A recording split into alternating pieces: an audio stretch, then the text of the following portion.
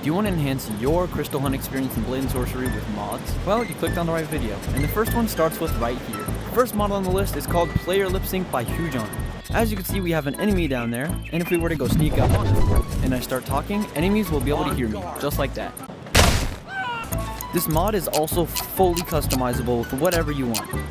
The second mod on the list is called Bounty Hunter, also by Huge Honor. So if you're in Crystal Hunt and you go to the Baron's Bounty, you'll be able to see, if I were to go up to the shop, that there are pages with certain names and descriptions of each person.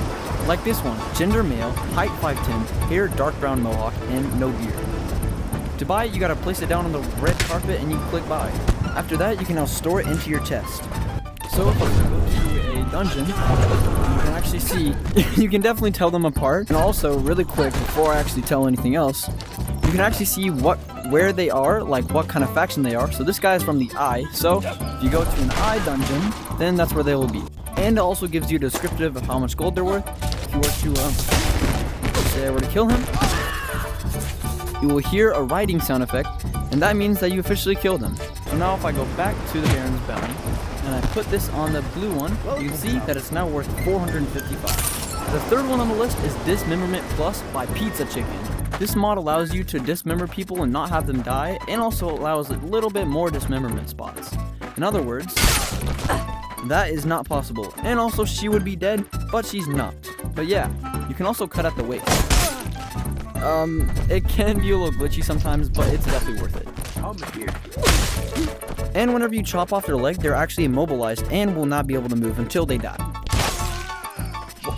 If you were to chop off one of their arms holding a weapon, they would automatically drop the weapon and try and get away. Next on the list is the Crystals Raid by also Huge Honor. He's pretty popular. And as you can see, if I were to go to my home, you can see that people try to raid me. There are two types of enemies in these kind of raids. The first kind being the fighters, which we already know and love.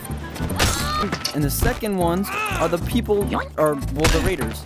And you can just hear her say yoink. If you were to follow her, you can see that she's carrying one of my crystals and is trying to run away.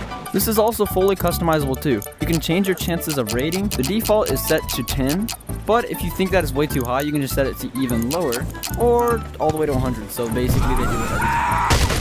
And lastly is Realistic Bleeding by Zonico. Basically, if I were to punch this guy right in the nose, you can see that he would start to bleed from his nose. This adds a lot of realism to the game. So let's say if I were to stab him right in his shoulder, you can see that he starts to drip blood. There's also dripping physics, so if it were to drip onto my hand, you can see that it's now running down my hand, and it's dripping down to the ground.